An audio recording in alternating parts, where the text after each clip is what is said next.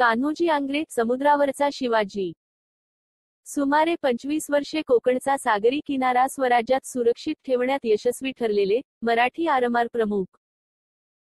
स्वकर्तृत्वावर उत्तुंग झेप घेणारा, परकीय शत्रूंची दाणादाण करून त्यांची झोप उडविणारा मराठी सरदार दर्याबहाद्दर कान्होजी. पुणे जिल्ह्यातील खेडजवळील कालोसे गावी 1669 मध्ये कान्होजी आंग्रे यांचा जन्म झाला. कालोसे गावातील आंगरवाडी ह्या छोट्या भागावरून त्यांचे आंग्रे हे आडनाव रूढ झाले. कर्तृत्व, पराक्रम आणि निष्ठा याची परंपरा कान्होजीला पूर्वजांकडून लाभलेली होती. तरीही स्वपराक्रमाने स्वतःचा एक स्वतंत्र ठसा त्यांनी इतिहासात उमटविला. सन 1688 च्या सुमारास सिद्दी कासम ह्या औरंगजेबाच्या सेनापतीस कान्होजींच्या अभ्यासपूर्ण योजनेपुढे आणि जिद्दीपुढे हार पत्करावी लागली.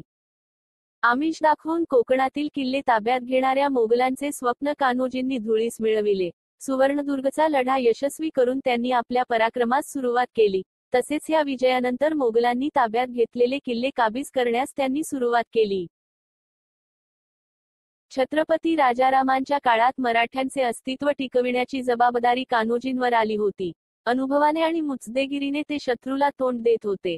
त्यांची स्वतंत्र कामगिरी पाहूनच राजारामांनी त्यांना सरखेल हे सन्मानाचे पद दिले. कान्होजींनी अलिबागचा कुलाबा किल्ला जिंकून घेऊन आपली राजधानी तेथे थाटली. छत्रपती राजारामांनी आंग्रे यांना आरमाराचा प्रमुख केले आणि आंग्रे कोकण किनाऱ्याचे राजे झाले. इ.स. 1700 मध्ये राणी ताराबाईंनीही या पराक्रमी वीराला सन्मानित करून सावंतवाडी ते मुंबईपर्यंतची किनारपट्टी रक्षणासाठी ताब्यात दिली.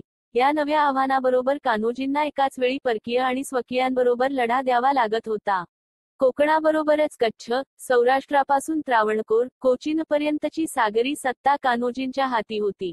सागरी भागात मुक्तपणे संचार करणाऱ्या परकीयांवर निर्बंध आले होते.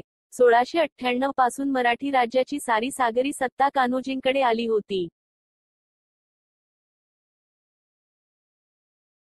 त्यांच्या परवान्याशिवाय कोणीही सागरावर व्यापार करू शकत नव्हते. याचा प्रतिकार करण्याचे परकीयांनी ठरविले. सर्व परकीयांनी एकत्रित येऊन कान्होजींना संपविण्याचे ठरविले.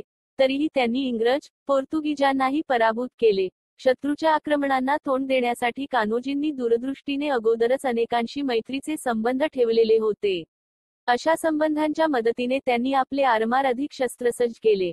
पोर्तुगीजांच्या मार्गदर्शनाखाली शस्त्रनिर्मितीचा कारखाना आणि कुलाबा, विजयदुर्ग, सुवर्णदुर्ग येथे सुधारित पद्धतीचे जहाज बांधणीचे कारखाने त्यांनी उभारले. या सुसज्जतेसह कान्होजींनी समुद्र किनाऱ्यावर एक दबदबा निर्माण केला होता. कान्होजींचा लढा धार्मिक आक्रमणाची धार कमी करण्यासाठीही होता. कान्होजी आंग्रे यांनी कोकणातील मंदिरांसह पंढरपूर, आळंदी, जेजुरी, तुळजापूर येथील देवस्थानांना इनाम व रोख देणग्याही दिल्या.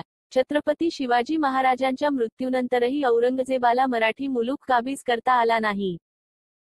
यामागे अनेक शूर सरदारांचे योगदान होते. कोकण किनाऱ्यावरील राजसत्तेचा जागता पहारा असणारे कान्होजी त्यांतीलच एक.